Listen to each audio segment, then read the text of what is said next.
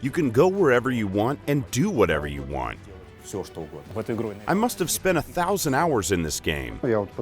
King's Bounty is a genre of its own.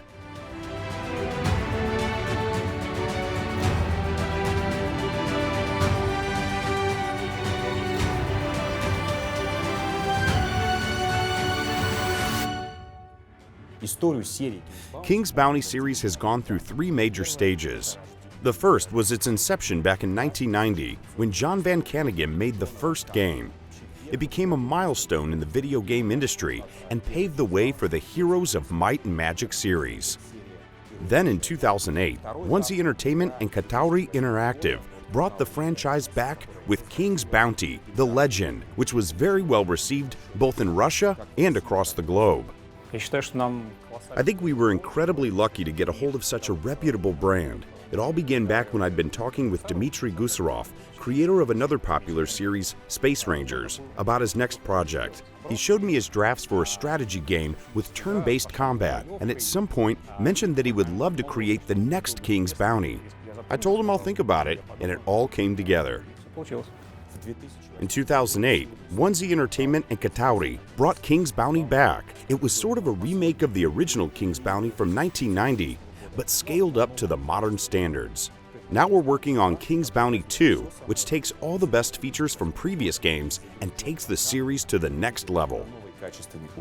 King's Bounty is a unique franchise developed by different people and in different technological eras.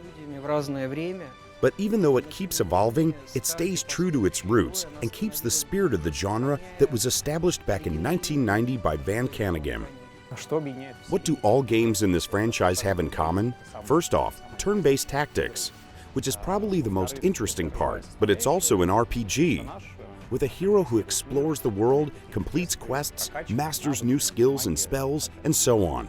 So it's a fusion of RPG and strategy.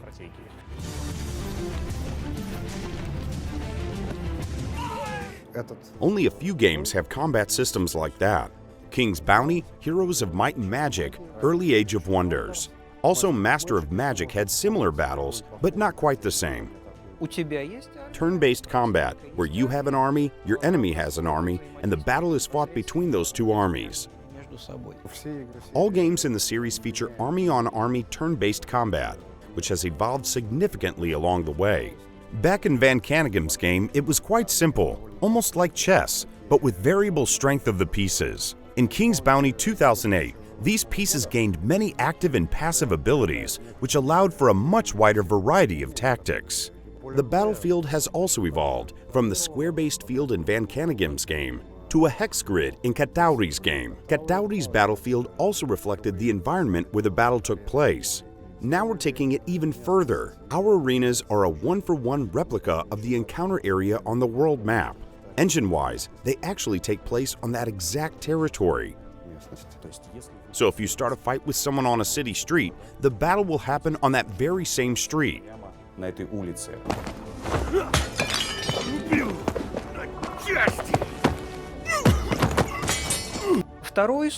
The second pillar of King's Bounty gameplay is its main character, an adventurer who completes all kinds of quests, explores the world, finds treasures, and in the end, solves some global problem that serves as the focus of the story.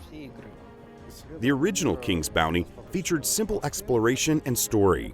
King Maximus is dying, and you have to find a scepter, as I recall. To find it, you need a map. So you go from island to island looking for pieces of that map.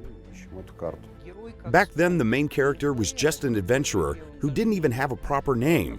He was basically a troop carrier.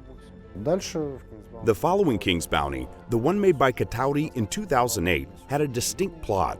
At first, following the adventures of Bill Gilbert or one of his 2 alter egos.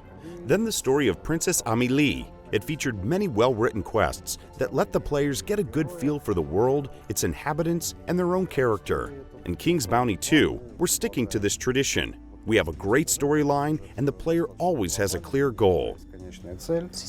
The system of ideals is an integral part of the narrative because at certain points, some of the branches will open up and others will close, depending on what your ideals are and what choices you've made in the past. We hope that gamers will play King's Bounty 2 multiple times using different protagonists, or maybe the same protagonist with a different set of ideals.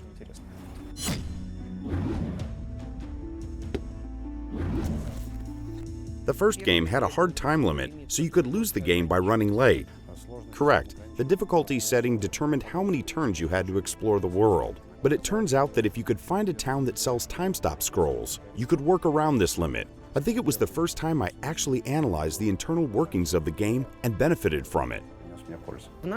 In King's Bounty 2, we decided not to introduce a time limit because we want players to explore our world without racing against the clock. We want them to experience our story at their own pace. We try to give most of our NPC their own little stories and tasks for the protagonist, but it's up to the players to decide if they want to get involved or not. In any case, we want to tell a story that's captivating and intriguing, that will really immerse the player in the dramatic events of our world.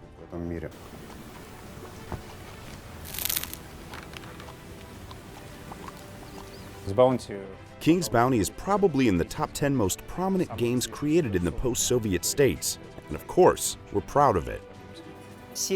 With each game, the series has become better and more elaborate, but the foundations, they stay the same. King's Bounty 2 is a true successor that respects this heritage while pushing the series forward. It really takes the next step in the RPG tactics genre. Even though King's Bounty 2 looks very different from previous titles in the series, and the story takes place in an entirely new world, this very much represents the genre that is King's Bounty. We are sure that King's Bounty 2 is the best project for us. Each time 1Z Entertainment announces a new game, one of the first comments we get is, "When are you going to announce King's Bounty 2? Well, it finally happened.